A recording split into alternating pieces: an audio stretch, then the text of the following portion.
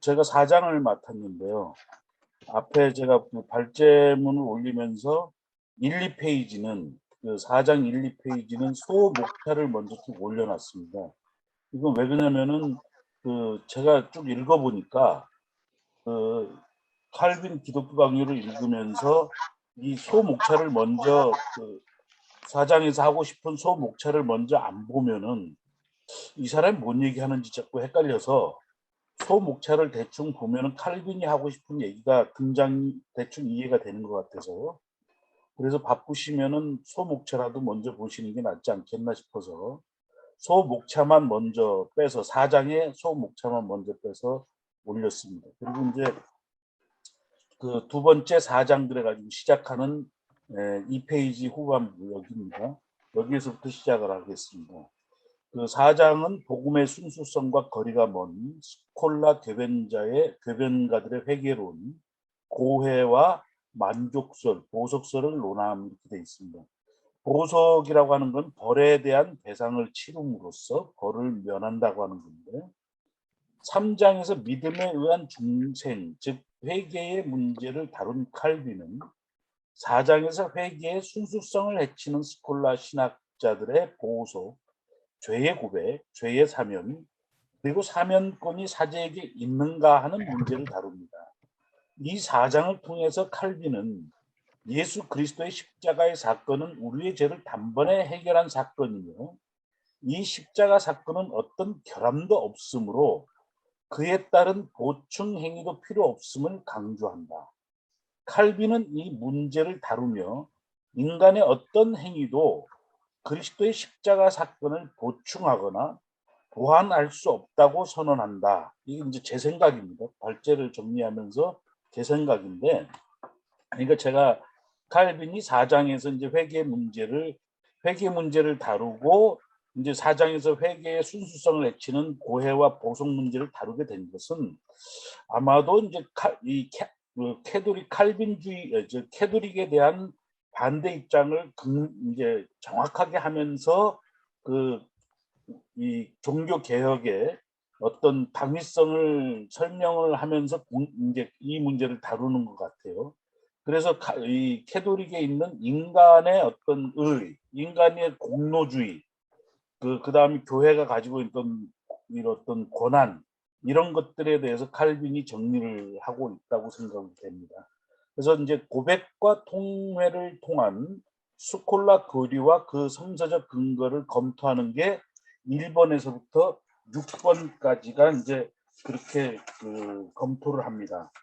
예, 1 번은 회개를 통한 스콜라 교리인데요. 그들은 회개를 세밀하게 정의하여서 심령으로 하는 통회와 입으로 하는 고백의 행위로 하는 보석으로 나눕니다. 이번에 회개에 관한 스콜라 교리는 양심을 괴롭힌다. 그러니까 아까 제가 얘기한 대로 이제 뭐냐면 1 번에서 회개라고 하는 것을 스콜라 교리를 통해서 인위적으로 나눠서 심령으로 하는 통회와 입으로 하는 고백하는 항인의 행위 보석으로 이렇게 나누는데 이것은 결국은 이 우리의 양심을 괴롭히는 행위다.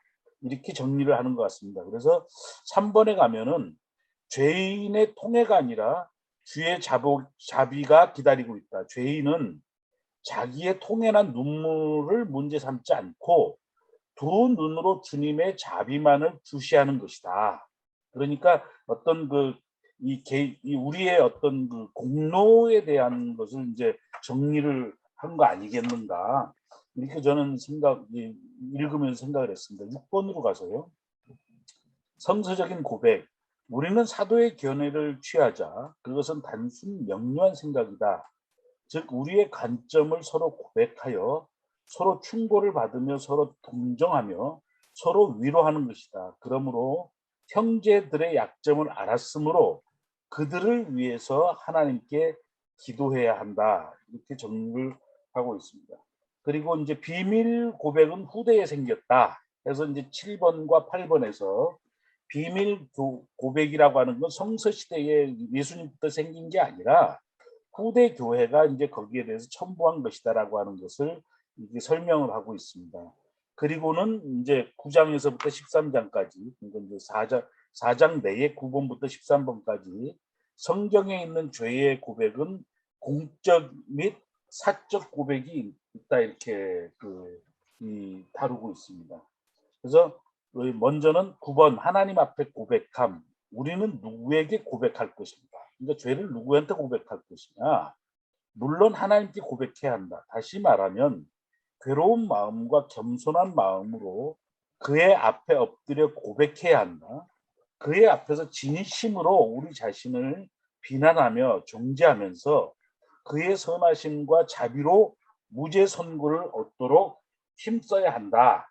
이렇게 이제 그 하나님 앞에서 우리가 죄를 고백해야 되는 것을 얘기하고, 사람들 앞에서도 죄를 고백하는 문제, 그 다음에 온 회중 앞에서 죄를 고백하는 문제, 그리고 이제 영혼의 치유와 사적인 고백의 문제를 꼭 다루는데요. 이제 열쇠, 그러니까 우리가 열면은 하늘에서 열리고 우리가 닫으면 하늘에서 닫는 어떤 그 하늘의 열쇠를 가지고 우리가 교회가 가지고 있다고 하는 죄의 사명권에 대한 문제를 14번과 15번에서 다루고 있습니다. 그러면서 14번의 열쇠의 권한과 그 성격과 가치, 열쇠의 권한은 다음 세 가지 고백에서 행사할 수 있다. 즉 교회 전체가 그 허물을 엄숙히 인정하고 용서를 간구할 때, 한 개인이 어떤 혼자한 범행으로 일반적인 죄를 짓고 회개를 명할 때, 또는 괴로운 양심 때문에 목사의 도움이 필요한 개인이 그에게 자기 약점을 고할 때, 바른 절차에 따라 그리고 경건하게 수행할 때에 교회의 열쇠의 권한이 유익하다고 칭찬하는 것은 당연하다. 그러나 열쇠가 문제가 될 때는 우리는 항상 주의해서 복음 선포와 관계되는 어떤 권한도 만들어내서는 안 된다. 그러면 이제 아마 좀 이따 나중에 교수님께서 정리해 주시겠지만, 제가 이해할 때는 그 무조건 교회가 어떤 그 열쇠를 쥐고 있다라고 하는 논리에 대해서 칼빈은 이렇게 이제 정리를 해주는 것 같아요. 말하자면은 죄의 열쇠의 권한을 교회가 남용해서는 안 된다고 정리를 하고 있는 거 아니냐. 15번으로 가서 고백에 대한 천주교 교리의 요점을 제가 정리해 봤습니다. 천주교 교회 신학자들은 무엇이라고 하는가? 그들은 양성의 모든 사람은 분별 연령에 도달하는 즉시 자기의 죄를 적어도 1년에 한 번은 자기의 사제에 고백하게 하며, 그들에게 죄를 고백하겠다는 굳은 의지가 없으면 죄를 용서되지 않는다고 말한다. 그러나 천주교의 신학자들은 이 권한에 대해서도 자기들끼리 맹렬히 싸운다. 그러면서 이제 15번에서 이제 아까 열쇠 죄의 이 회개의 문제, 그러니까 결국은 죄의 해결은 예수 그리스도의 십자가에서 모든 것이 해결된 것이지, 그 후에 교회가 그냥 완벽하게 해결된 것이지, 교회가 어떤 뭐 1년에 한 번 무조건 나와서 그 사제 앞에 와서 그 뭐라 그럴까 고해성사를 받으면은 되는 것이고, 교회 고해성사를 안 받으면 안 된다라든지, 이런 것들에 대해서 이제 정리를 한 것 같습니다. 그 다음에 넘어가서요. 카톨릭 교도들의 오류들을, 그리고 고백과 보석에 관련된 유해한 관습을 비평하는 것을 15번에서 25번까지 쭉 다루고 있습니다. 그래서 내려가면은 20번으로 내려가면은요. 20번으로 내려가서 열쇠의 권한에 호소하는 것은 근거가 없는 것이다. 성령을 받지 않은 자에게 열쇠의 권한이 있다는 것을 나는 부정한다. 우선 성령이 오셔서 가르치시며 무엇을 할 것인가를 지시하지 않는다면 그 사람은 열쇠를 사용할 수 없다고 나는 주장한다. 그러면서 21번에 이제 사제가 메고 푸는 것은 불확실하다. 그래서 이제 저도 이 발제를 준비하기 전에는 이 사도 바울에게 천국의 우리가 풀면은, 교회가 풀면은 하늘에서 풀리고 뭐 이렇게 저도 알고 있었는데, 그게 장로교 목사인 나도 잘 모르고 있었구나 하고 이제 생각한 부분이 이 부분이어서 21번에 제가 한번 정리를 했습니다. 메고 푸는 것의 권한 문제는 이 권한에 해당되는지의 여부를 측정하는 말씀이 있다. 이 말씀에 따라서 복음 전달자는 믿음을 통해서 모든 기독교 신자에게 죄의 용서를 약속하며 그리스도를 믿지 않는 모든 사람에게 멸망을 선언할 수 있다. 이렇게 이제 정의를 합니다. 그리고 22번에 열쇠의 권한을 그릇되게 쓰는 것과 바르게 쓰는 것의 차이점을 다루고 있는데 칼빈은 죄인이 하나님께서 자기의 자비를 베푸시는 것을 신뢰하며 진심으로 그리스도의 희생에서 대속을 구하며 그가 베풀어 주신 은혜로 만족하면 그는 이런 신뢰감을 조건으로 용서받기 때문이다. 그래서 전령으로서 행동하는 사람은 하나님의 말씀에서 받은 명령을 죄인에게 전하기 때문에 과오를 범할 수 없다. 이렇게 이제 정의를 합니다. 네, 좀 내려가서요. 이 그리스도의 은혜만이 죄에 대한 진정한 보석을 제공하며 양심의 평화를 준다고 26번 항목과 27번 항목에서 다루고 있습니다. 26번에서요. 그리스도는 완전한 보석을 제공하였다. 그리스도께서만이 하나님의 어린 양이시므로 그는 또 한 죄를 위한 유일한 제물이시며 유일한 화목의 제물이시며 유일한 보석물이시며 죄를 용서하는 권리와 권한은 아버지께 고유한 것이며 우리가 이미 본 바와 같이 이 점에서 그는 아들과 구별되지만 여기서는 그리스도를 다른 수준에 둔다. 즉 그리스도께서 우리가 받은 형벌을 대신 맡으시고 하나님의 심판대 앞에서 우리의 죄책을 씻었기 때문이다. 따라서 우리는 그가 이루신 속죄에 참여할 수 있을 것인데 다만 자신의 보상으로 하나님과 화해하려고 하는 그 사람들이 화해시키는 영예를 그리스도께서로부터 빼앗지 않아야 한다. 이렇게 정리를 하고 있습니다.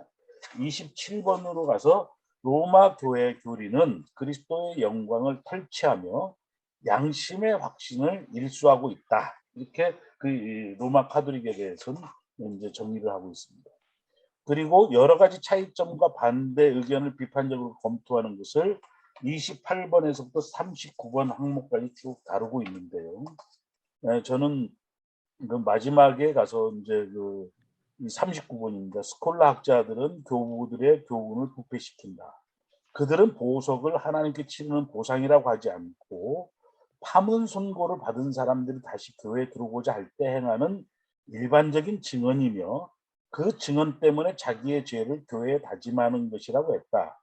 이러한 스콜라 학자들의 보석의 논리에 대하여 칼빈은 그들의 논리에 대한 구체적인 반박을 더 진행하기보다는 자신의 목적이 건설적인 가르침이므로 이 목적에 부합되도록 더 나열하지 않겠다는 말로 이 장을 마감한다. 제가 4장, 5장을 다 한꺼번에 진도로 빨리 나가실 것 같아서 이 발제를 간략하게 정리를 했습니다. 이상 마치겠습니다. 예, 수고하셨습니다. 네, 발제하시면서 일단 뭐 느끼신 점이나 하실 말씀을 간략하게 또 코멘트를 한번 해주시면 좋겠습니다. 그래서 앞에 제가 이제 그 3페이지에 그 정리를 했던 게 이제 그 4장을 통해서 이제 칼빈이 예수 그리스도의 십자가의 사건을 그 십자가를 통해서 완전히 모든 그 죄의 그 어떤 게 해결됐기 때문에 말하자면 캐톨릭에서 얘기하는 어떤 그 행위는 인간적인 행위고 그 교권을 그 저기 하는 행위로 이렇게 규정을 하면서 그 부분에 대한 정리를 하고 있는 거 아니냐. 저는 이렇게 이해를 하지만 한편으로는 드는 생각이 뭐냐면은 저는 좀 칼빈에 대해서 못마땅 제가 못마땅해봐 소용이 없지만 하여튼 제가 좀 저기 하다고 하면은 이게 너무 이제 캐톨릭에 대해서 비판을 하다 보니까 우리 개신교가 가지고 있는 부분에서 예를 들어서 일정 부분 인간이 노력해야 되는 부분들도 있잖아요. 죄를 나는 하는 예수 그리스도가 모든 것을 씻어줬으니까 그 나는 뭐 저기 뭐야 그 목사도 필요 없고 뭐 내가 이제 예수 그리스도만 저기 하면은 교회의 어떤 제도도 필요 없고 아까 천국 열쇠라든지요 이런 부분에 대해서 너무 이렇게 말하자면은 완강하게 그 단절을 하는 부분이 어떤 부분에서 목회를 하면서 좀 어려움이 좀 조금 우리도 열심히 믿어야 되는 거 아니냐 말하자면요. 은혜를 얘기하는 칼빈의 주장은 충분히 동의하지만 그렇지만 우리도 어느 부분 이렇게 자꾸 이렇게 해야 된다고 하는 그 부분이 좀 저는 조금 걸리는 것 같습니다. 예. 또 그 발제물 들으시면서 궁금하신 점이나 있으시면 우리 박 목사님께서 직접 질문하셔도 좋을 것 같아요. 7번에 그 6번의 끝에 그 7번부터 8번이 비밀 고백은 후대에 생겼다는 증거예요. 그 비밀 고백이 뭔지 한번 그러니까 여쭤볼게요. 제가 이해할 때는 이제 말하자면 캐톨릭 교회가 얘기하는 이제 천국이 뭐 교회에 저기도 받았다 그래가지고 이제 사제에게 한 달에 한 번씩 1년에 한 번 고백을 한다든지 이런 교회가 후대에 이런 것들을 만들었지 그 예수님이 했던 것은 아니다. 그러니까 이제 캐톨릭에서 얘기하는 그 보석이라고 하는 그거는 제도는 후대에서 첨부한 거 아니냐 이런 주장을 하기 위해서 이 부분을 다뤘다 저는 그렇게 이해를 했습니다.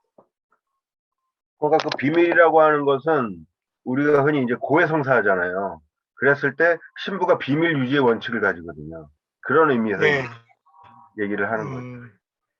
그럼 제가 한 가지 질문을 드리면 박 목사님이 이제 아까 말씀하셨던 그 부분 칼빈이 그럼에도 불구하고 죄에 회개하는 관점에서 뭔가를 해야 되고 전혀 필요 없다고 말하는 거 아니냐 그러셨는데 그게 공교롭게 박 목사님 발제문에 지금 빠져 있는 부분이 있는데 칼빈이 회개라든가 죄에 대한 고백을 하지 말라라고 얘기하는 것이 아니라 제도화된 로마 교회를 비판하면서 가령 그렇죠. 14번 그다음에 12번부터 14번에 보면 개신교 목사들에게 죄 고백을 고해성사 같은 제도화된 것은 아니지만 해야 된다. 목회자가 이렇게 얘기를 지금 하거든요. 그 부분이 발제물에는 사실 빠지고 구체적으로 보면 말씀의 봉사자에게 죄 회개와 고백을 한다. 그러니까 말하자면은 네네. 덕스럽게 모든 것이 될 때 어떤 의도성을 가지고 교회가 어떤 그 의도를 가지고 캐톨릭 교회처럼 권위나 의도를 가지고 하는 것은 반대하지만 칼빈이 아마 주장하는 거는 교회가 사제가 권한을 갖고 목사가 권한을 갖고 덕스럽게 이렇게 회복을 하는 의미에서 보석은 인정한다 하는 부분이 있었던 것 같습니다. 예, 일단 또 다른 분 하실 말씀들이 있으시면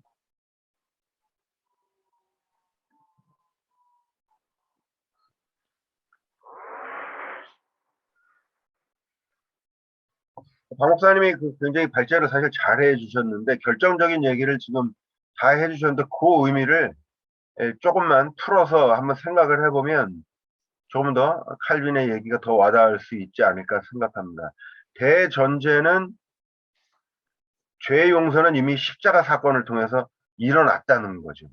그죠?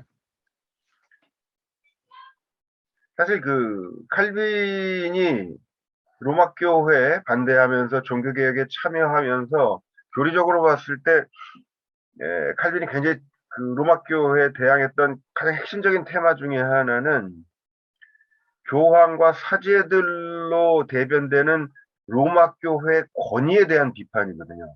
근데 이 권위가 어느 정도로까지 주장이 되냐면 첫째는 하나님 말씀을 로마 교회가 결정할 수 있다라고 얘기했습니다. 다시 말해서 좀 더 구체적으로 표현한다면 성서를 하나님 말씀되게 만드는 것은 교회다. 이게 로마 교회의 주장이었습니다. 여기에 반대하면서 칼빈은 교회가 하나님 말씀을 결정하는 것이 아니라 하나님 말씀이 교회를 결정짓는다. 이렇게 이제 역으로 주장을 했고요. 이 하나님 말씀을 이제 하나님 말씀의 뒤집은 반대편에 뭐가 있냐면 사실 죄가 있습니다. 교사 쪽으로 보면 하나님 말씀과 관련된 이 하나님의 절대적인 은혜를 처음으로 신학적으로 확립했던 사람이 성 어거스틴입니다. 그런데 놀랍게도 바로 정확히 소위 말하는 원죄 교리가 교회사적으로 확립되었던 것도 바로 어거스틴에서였습니다. 그러니까 이 은혜와 죄는 사실 동전의 양면처럼 붙어 있습니다. 이게 무슨 말이냐? 사실 이 원죄 개념은 이제 중세를 거치면서요. 이건 사실 어거스틴이 좀 이 부분에서 좀 문제가 있기는 했는데 유전죄로까지 이제 발전이 됐습니다. 그래서 현대에도 기독교인들을 이렇게 뵈면 원죄 부분은 항상 이제 퀘스천 마크 없이 그냥 받아들이면서 또 많은 경우에 원죄를 유전죄로, 다시 말해서 생물학적으로 유전되는 것으로까지 이제 생각을 하는 분들이 의외로 많습니다. 그런데 결론부터 말씀을 드린다면 죄는 유전되지 않습니다. 생물학적으로. 이 유전된다라고 하는 생물학적 사고까지 들어간 것은 분명 그 단초가 어거스틴에게부터 시작이 되는데 굉장히 잘못된 사고입니다. 이 말은 사실 뒤집으면 뭐냐면 하나님의 은혜가 유전된다라는 얘기이기도 합니다. 오늘날 한국교회 세습 문제가 크게 지금 계속 시끄럽고 있지만 왜 이런 얘기가 가능해지냐면 죄와 은혜는 사실 동변의 양면처럼 연결되어 있는데 정확히 얘기를 한다면 죄가 먼저가 아니라 은혜가 먼저입니다. 그 말씀드렸는지 모르겠지만 루터에게서는 최소한 루터 신학의 명제를 딱 하나 잡는다 그러면 율법과 복음입니다. 여기서 율법은 뭐냐? 죄를 깨닫게 하는 것입니다. 인간이 율법이라고 하는 거대한 벽 앞에서 절망하고 괴로워할 때, 그때 비로소 복음을 통해서 구원받게 된다는 것입니다. 그런데 칼빈으로부터 시작된 개혁교회, 바르트에게서 완전히 개화된 개혁교회 신앙은 이 순서가 바뀝니다. 지금 그래서 아까 박 목사님이 발제물에 그리스도에게서 끝났다라고 하는 부분이 바로 핵심적인 키포인트인데 뭐냐면 죄가 먼저 있고 그 다음에 복음이 있는 것이 아니라 그리스도의 복음이 하나님의 은혜가 먼저 선행됩니다. 그리고 그를 통해서 비로소 죄의 고백이 나옵니다. 대표적인 성서 구절을 하나 든다면 누가복음 7장인가요? 보면 처음 예수님이 5장이고요. 베드로를 부르시는 장면에 밤새 그물을 던졌지만 고기를 낚지 못했습니다. 그러자 예수님이 한 번 더 해라 그랬더니 베드로가 그물을 던지고 결국 만선의 수확을 거두고 돌아옵니다. 그런 베드로가 예수 앞에 엎드려서 처음 했던 얘기, 주여 나는 죄인입니다. 나를 떠나소서. 이 죄의 고백 앞에는 그리스도의 은혜가 먼저 선행되고 있었습니다. 이처럼 개혁교회의 죄 이해는 은혜와 상관없이 먼저 죄가 있는 것이 아니고요. 하나님의 은혜를 경험한 자만이 내가 한없이 부족한 자입니다. 내가 하나님의 은혜를 모르고 혼자 살아왔군요. 이런 죄의 고백이 나오게 됩니다. 은혜가 먼저입니다. 이 은혜는 근데 칼빈에게 있어서는 어떻게 시작이 되냐면 하나님의 말씀으로부터 시작됩니다. 그리스도가 특정한 무리들을 찾아오셔서 그들을 통해서 그들을 변화시키면서 당신의 뜻을 드러내시는 행위. 이게 바로 뭐냐면 하나님 말씀의 운동입니다. 이제 첫 시간에 말씀드렸던 것 같은데 바로 이것이 성서 66권을 꿰뚫는 사건들입니다. 그렇기 때문에 여기에 지금 칼빈이 몇 차례 살짝 언급을 하고 있는 게 뭐냐면 하나님 말씀의 봉사자들에게서 죄를 고백하는 것은 당연하고 필요하다는 얘기를 지금 하거든요. 왜 하필 로마 카톨릭의 사제는 안 되고 개신교의 하나님 말씀의 봉사자들에게는 되는가? 왜? 하나님 말씀 선포라고 하는 것은 이미 은혜가 전제가 되는 거거든요. 그가 우리를 찾아오셔서 우리들로 하여금 당신의 뜻을 드러내게 하시는 행위. 이것이 여기에 바로 교회가 발생됩니다. 교회의 모든 실천은 바로 지금 우리를 찾아오시는 하나님 말씀 사건에 지금 동참되어 있습니다. 기도, 설교, 찬양, 교회 모든 실천은 이처럼 오늘도 우리를 찾아오시는 그리스도의 뜻을 지금 드러내는 행위입니다. 그리고 그 교회 모든 실천의 정점에 설교가 있습니다. 설교 역시도 교회 다른 모든 실천처럼 그러나 가장 뚜렷하고 분명하게 오늘 우리를 찾아오시는 하나님의 뜻을 드러내는 행위입니다. 그가 우리를 찾아오시는 곳에 교회가 발생되고 이것이 칼빈식으로 보면 바로 예정입니다.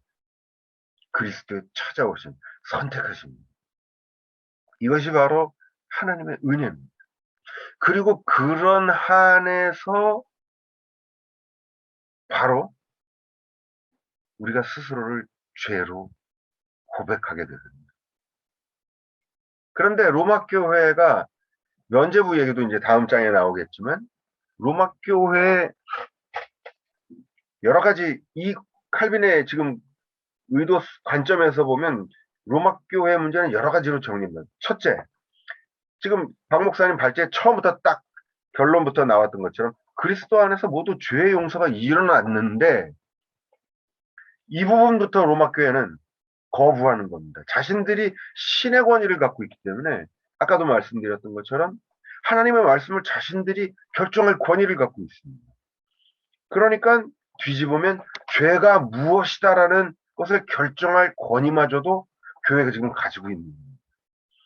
죄를 용서한다라고 하는 것은 그 이전에 첫째 죄가 무엇인지를 판단하는 권한을 지금 갖고 있는 겁니다. 거기서부터 문제가 있습니다. 여러분. 그리고 둘째로 그렇기 때문에 이제 죄를 사해주는 권한도 가진다는 겁니다. 죄를 면죄부를 주고 죄 용서를 팔아먹는 겁니다.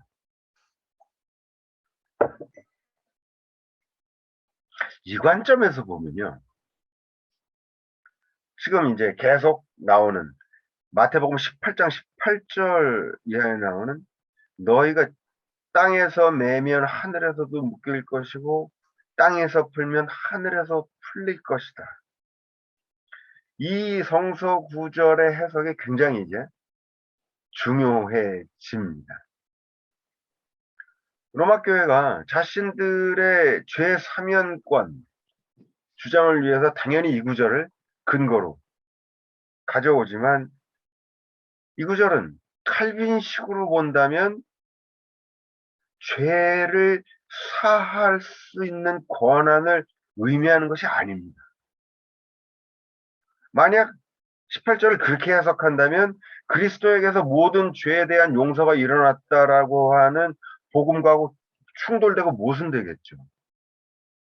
그러면 이 18장 18절의 구절은 정확히 무엇을 의미하는가? 근데 유감스럽게도 칼빈은 뒷부분에서도 제 기억에 이 부분을 지금 이 정도로 충분히 전제들은 다 있는데 마지막 결론까지 끌고 가지는 못하지 않았나 좀 그런 생각이 드는데 이런 칼빈의 전제 속에서 이제 우리가 18장 18절을 칼빈보다 더 칼빈식으로 한번 생각해 봐야 할 겁니다. 그건 뭐냐? 제가 첫 시간에 말씀드렸던 대로 하나님 지금도 말씀드렸지만 하나님 말씀은 뭐냐면 그가 특정한 무리의 인간들을 찾아오셔서 당신의 뜻을 드러내시는 겁니다. 거기에 교회가 발생하고 하나님의 백성이 발생됩니다. 그들을 통해서 그들의 삶을, 그들의 설교를, 그들의 실천을 통해서 하나님은 당신의 뜻을 드러내십니다. 그렇기 때문에 그들은 지금 하나님 말씀이라고 하는 사건, 운동에 지금 동참되어 있습니다. 성서의 모든 66권의 내용은 다 이 하나님 말씀의 운동으로 다 이루어져 있습니다. 그런 한에서 우리는 성서를 하나님 말씀이라고 부릅니다. 그래서 하나님 말씀을 항상 고유명사로 단수로 사용을 합니다. 성서에는 근데 수많은 상이한 컨텍스트 속에서 하나님이 찾아오셔서 거기에 상황에 맞는 소위 하나님이 인간 상황에 적응을 하시는 겁니다. 그러면서 그에 맞는 당신의 뜻을 드러내십니다. 대표적으로 요새 제가 성경을 보면서 하나 봤던 것이 사무엘 상에 보면 이스라엘 백성이 왕을 요구하는 장면이 있습니다. 그 이전에 잘 아시는 대로 사사시대가 있습니다. 사사시대는 역사적으로 보면 기원전 1250년에서 1050년, 한 200년 정도의 시간 동안 이스라엘이 이제 사사 체제가 등장을 하는데 왜 이런 사사 체제가 생기는가 보면 사실 답은 간단합니다. 잘 아시는 대로 이스라엘은 고대 이집트의 노예였습니다. 야훼가 그들에게 나타나서 그들을 탈출시킵니다. 더더욱이 당시 이집트는 파라오라고 하는 왕이 신이었습니다. 신정 질서를 가진 정치 체제 속의 최하층 노예들이었거든요. 지금 현대적으로 표현을 해본다면 이스라엘은 인간이 인간을 다스리는 정치 체제의 최대 희생양들이었습니다. 그랬기에 이들이 출애굽한 후에 가나안에 들어가서는 결코 인간이 인간을 다스리는 정치 체제를 가질 수가 없습니다. 그러면서 나온 정치 체제가 바로 사사라고 하는 대단히 특이한 정치 체제입니다. 아시는 대로 사사는 평시에는 백성들과 똑같이 살아갑니다. 단 재판에 송사가 있을 때는 재판의 역할을 재판관의 역할을 합니다. 그래서 사사기를 판관기라고도 부르죠. 그리고 또 한 가지 전쟁이 났을 때는 군대 사령관의 역할을 감당합니다. 이 두 가지 역할을 감당하다가 다시 평시가 되면 다시 평민으로 돌아옵니다. 이 특이한 사사 체제가 어떻게 가능했느냐 말씀드렸던 것처럼 이집트의 최하층이었던 노예들, 그들이 도망쳐 나온 후에 세운 국가라고 봐야 될지 하여튼 이 이스라엘이라고 하는 가나안에 모인 이 체제 속에서는 왕정을 근본적으로 허락할 수가 없는 체제였습니다. 그렇게 200년이 흐르고 이제 사무엘이 마지막 사사가 됐습니다. 사무엘서에 보면 그 두 아들들이 이제 사사를 넘겨받았다 그랬는데 얘들이 판결을 굳게 하고 소위 부정축제를 하는 겁니다. 어쨌거나 사사는 특권층이죠. 그런데 그건 이제 내적인 문제고 당시 이제 고대 근동의 정치 역학관계를 보면 200년 동안 사사체제가 가능할 수 있었던 것은 200년간 고대 근동 지역에 절대적인 강자가 없습니다. 그러다가 200년 정도가 흐른 후에 강자가 누가 나타나는 블레셋이라고 하는 강자가 나타나기 시작합니다. 그리고 전통의 강자였던 이집트도 호시탐탐 고대 근동을 다시 재패할, 석권할 기회를 틈타고 있는 겁니다. 이런 급변하는 정치 상황 속에서 이스라엘에게는 왕이 필요해집니다. 왜냐하면 사사라고 하는 느슨한 형태로 생존해 나갈 수가 없는 상태가 되는 겁니다. 그런 상황에서 성서는 백성들이 사사에게 사무엘에게 와서 왕을 요구했답니다. 사무엘은 단칼에 거절했겠죠. 그런데 그 다음 장면에 하나님에게 기도하면서 대화하는 장면이 나오는데 하나님이 얘기합니다. 저들이 지금 왕을 요구하는 것은 너를 버리는 것이 아니라 나를 버리는 것이다. 제가 봤을 때는 이 짧은 한마디 속에 대단히 많은 것이 들어있다고 생각합니다. 사무엘의 인간적인 실망감과 배신감. 사무엘은 하나님 앞에서 그 배신감을 그대로 다 얘기를 했을 겁니다.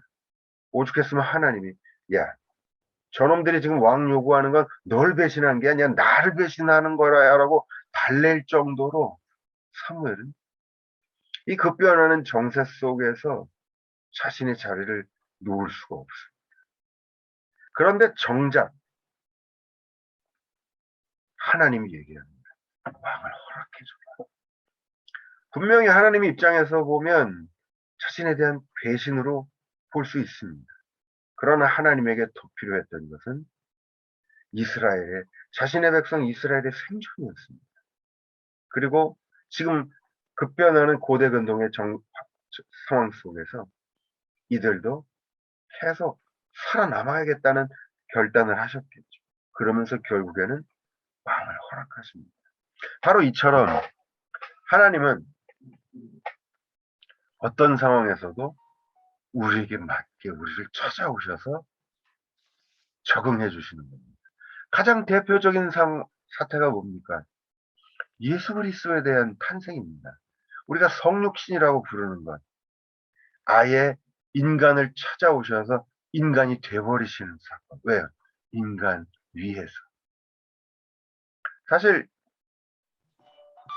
오래전부터 뭐 눈높이 교육 이런 얘기하지만 눈높이 교육은 대단히 성서적인 성서가 근본적으로 갖고 있는 겁니다. 하나님이 당신의 자리에서 우리와 소통하시려고 하면 소통이 안 되죠. 아예 인간의 눈높이를 찾아오셔서 인간이 돼버리시는 하나님. 이것이 성서가 말하는 눈높이 교육의 핵심입니다. 자, 이처럼 다시 본론으로 돌아가서 하나님이 성서에는 이처럼 다양한 상황 속에서 상이한 모습으로 찾아오십니다. 다윗에게는 성전을 허락을 거부하셨다가 솔로몬에게는 허락하시기도 하고, 이 말은 뭐냐? 이처럼 하나님의 말씀은 내용적으로 압솔루트하게 절대적으로 정의할 수 없다는 겁니다. 왜? 하나님은 상이한 상황 속에서 거기에 맞춰서 찾아오시기 때문입니다. 하나님 말씀은 그런 의미에서 운동이고 형식적인 정의로는 있습니다.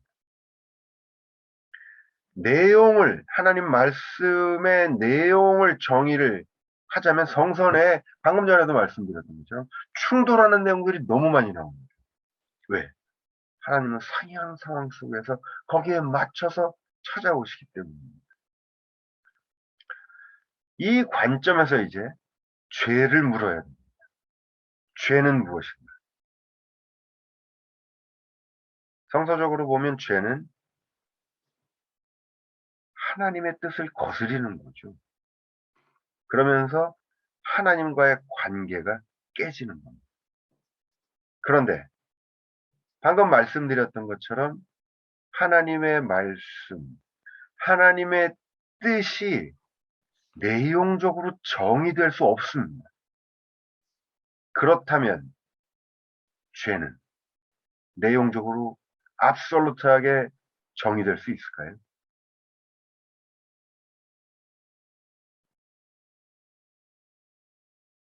이 지점을 우리가 잘 생각해야 됩니다.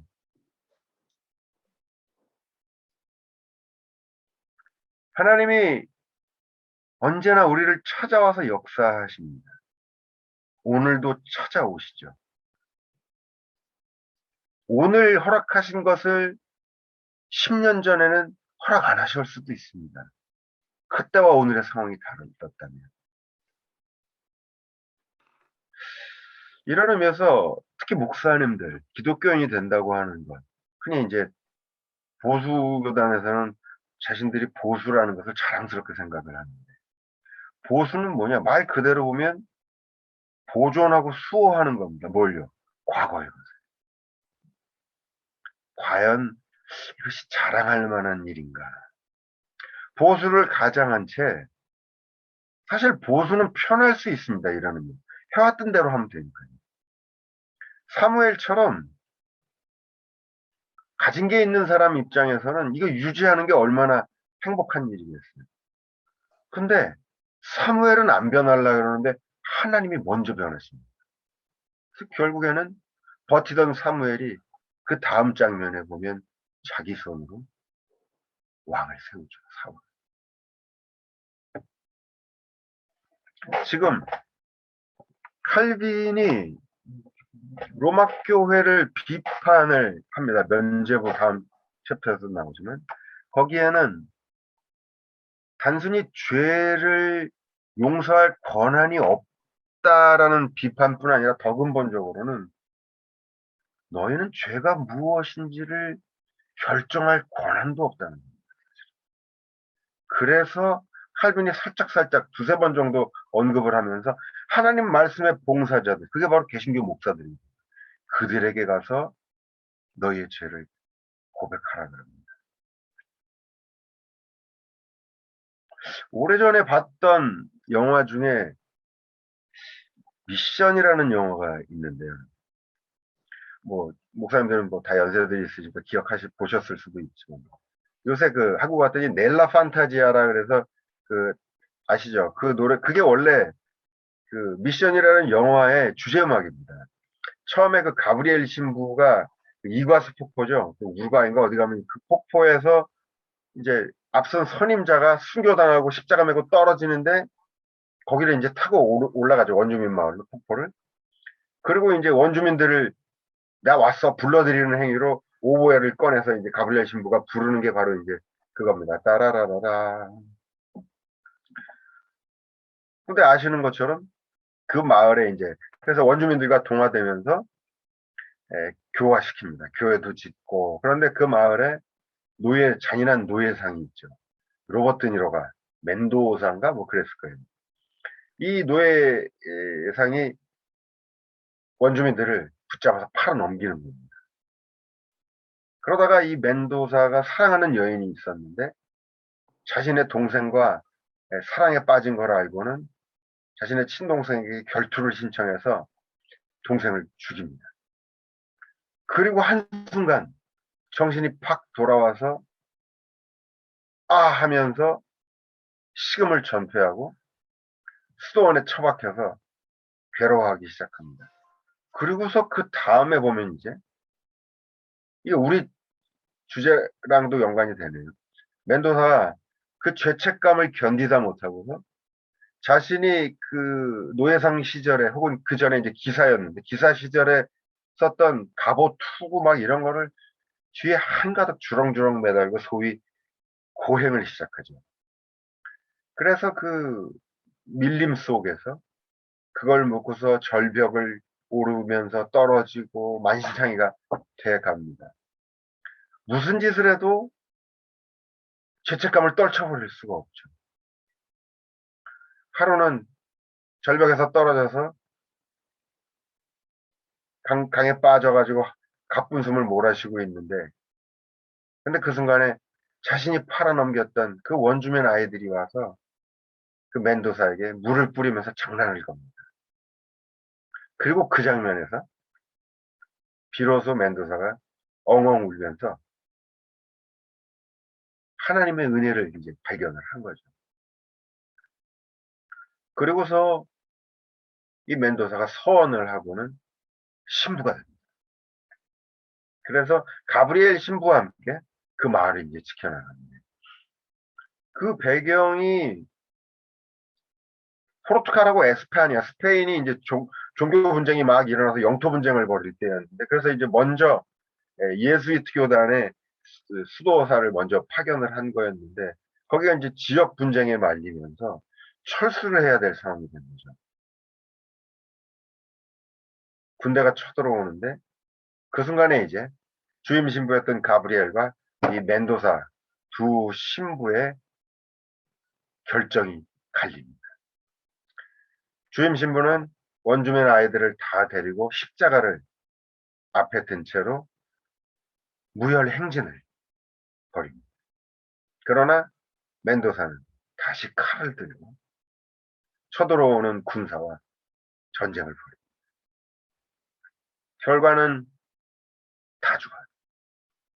그리고 마지막 장면에 보면 살아남은 한 두세 명의 원주민 아이들이 나무 뗏목을 타고서 그 마을을 떠나가는 그런 스토리로 이제 끝이 납니다. 영화는 참 아름답기도 하고 또 영화 음악도 근사하고 또 내용상으로 보면 지난 시간에 얘기했던 것처럼 밀양처럼 뭐 스케일이 훨씬 크지만 많은 것을 생각하게 하는데, 첫째는 지금 우리 테마 관련해서 로마 교회가 지금도 있는지 모르겠는데 중세 때까지는 이 고행도 제도적으로 돼 있었죠. 죄 용서를 하고 사제가 그거 죄야, 죄의 양을 결정해주고 거기에 따른 소위 이제 사리스팍죠. 아까 보속이라고 나왔죠. 자신의 죄를 속하기 위해서 그것을 이제 배상하는, 그 중에 이제 고행도 있는데, 근데 이 영화는 분명히 고행을 통해서 결코 죄의식을 전혀 덜지 못하는 장면을 보여주죠. 의외로 완전히 회개를 할 수 있었던 부분은 자신이 팔아남겼던 어린아이들이 천진난만하게 장난을 걸어오는 그 장면에서 멘도사가 대성통곡을 하죠. 그리고 또 한 가지 포인트는 마지막 장면에 주임 신부는 원주민 아이들을 데리고서 평화행진을 하다가 다 죽습니다. 반면에 멘도사는 칼을 들고 나가 싸웁니다. 주임 신부는 분명히 뭐 어떤 생각을 했을지 모르겠는데, 이게 이제 윤리 문제예요. 사실 기독교 윤리의 문제죠. 바로 이래서 이제 개혁교회 내에서는 소위 이제 정확히 신학적으로 표현하면 윤리가 조직신학에 앞설 수 없습니다. 하나님의 말씀이 먼저 서야 거기에 따라서 윤리가 나올 수 있기 때문입니다. 기독교 윤리하시는 분들이면 이래서 이제 바르트라든가 별로 썩 기분 좋게 생각은 안 하긴 하지만, 또 생각나는 건 이제 디트리 보네퍼 목사님 같은 경우 보수교단에서 바르트도 안 받아들이는데 보네퍼를 받아들이겠어요? 보네퍼 같은 경우는 무엇보다 2차 대전 때 히틀러 암살 계획을 세우다가 발각돼서 형장의 이슬로 사라졌단 말입니다. 사실 기록을 보면 보네퍼도 자신이 암살이라고, 살인이라고 하는 이 계획을 세우면서 하나님 앞에서 십계명에도 나와 있잖아요. 이 죄를 범할 수밖에 없는 부분에 대해서 괴로워하는 그런 기록들을 보네퍼도 남기고는 있습니다만은, 다시 원점으로 돌아가서 이제 여러 가지를 말씀을 드렸지만, 하나님 말씀, 죄란 무엇인가? 하나님 말씀을 어기는 거예요. 그러면서 하나님과 관계가 깨지는 거거든요. 그런데 하나님 말씀을 내용적으로 정의할 수 없다면 죄를 내용적으로 정의할 수 있겠느냐는 말이에요. 죄는 언제 밝혀지느냐? 우리가 오늘 우리를 향한 하나님의 뜻을 끊임없이 묻고 고민하며 살아가는 한 해에서 비로소 죄도 무엇인가가 드러나지만, 그러나 그렇다 그래서 또 우리가 행하는 설교와 교회의 모든 실천이 100% 하나님의 뜻이라고 확언할 수 없는 만큼 우리는 100% 하나님의 뜻을 드러내기 위해서 노력하고 애쓰죠.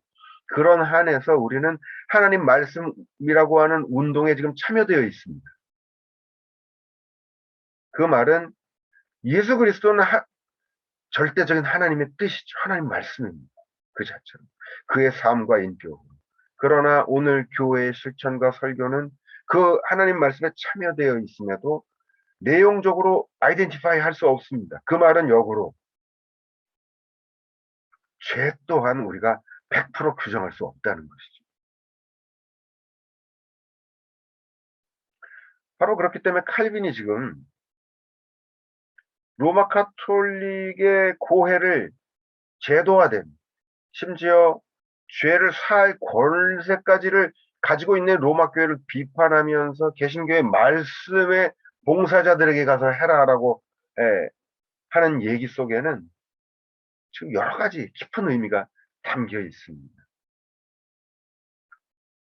이 각도에서 조금 더 구체적으로 얘기를 해본다면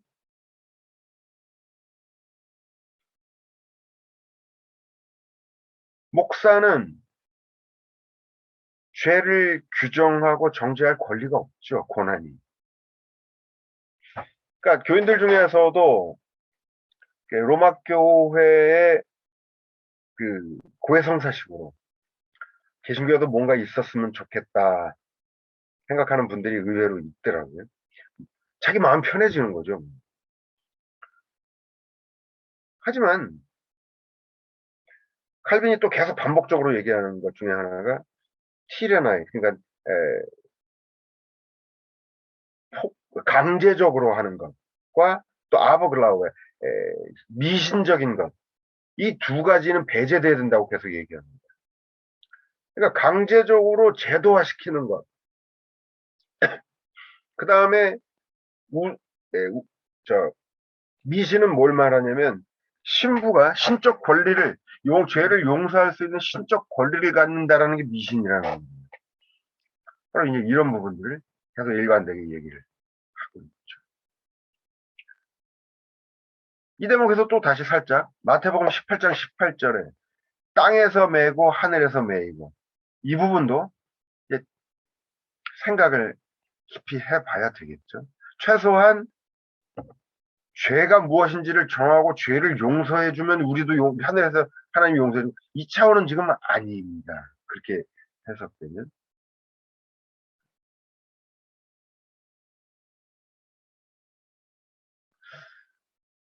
이래서 개혁교회, 칼빈으로부터 시작된 개혁교회 윤리 부분이 사실 쉽지가 않습니다.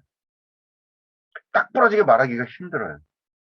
어디까지 얘기할 수 있냐면 끊임없이 고민하고 노력하는, 대화하는, 이 정도까지 얘기를 할 수 있을 겁니다. 지난번에도 한번 말씀드렸나요? 이런 각도에서 이제 창세기 1장에, 3장의 타락의 기사.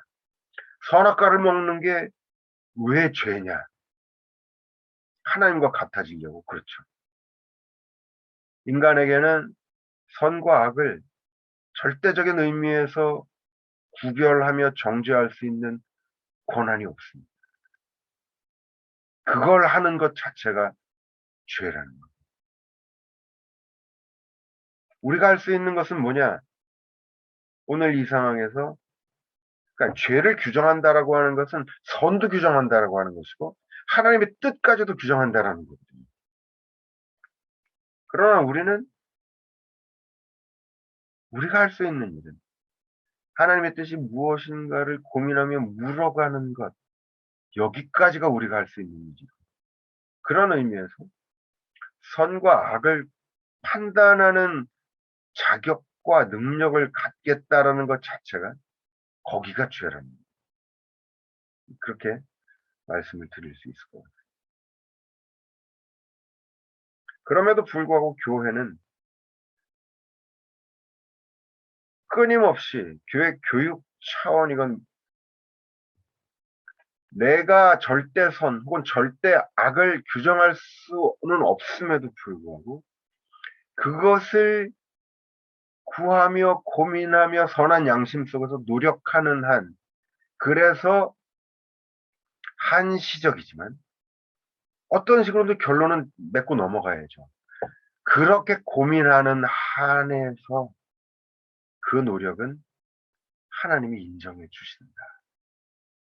이것이 땅에서 매면 하늘에서 매일 것이요, 땅에서 풀면 하늘에서도 풀릴 것이다. 그러니까 이 말은 내용적으로 정의되기보다는 역시 끊임없이 동적으로 이해돼야 되는 그런 성서구절이 아닌가 생각을 합니다.